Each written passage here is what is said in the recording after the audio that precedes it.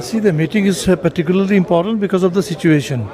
Because India this has been an unprecedented situation for modern India, for post-independence India.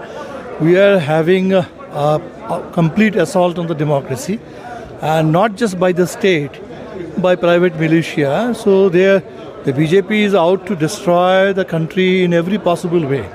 So this is why I think it is very important for opposition parties to come together in defense of the constitution, in defense of democracy, and to save the country and to resist this backward push.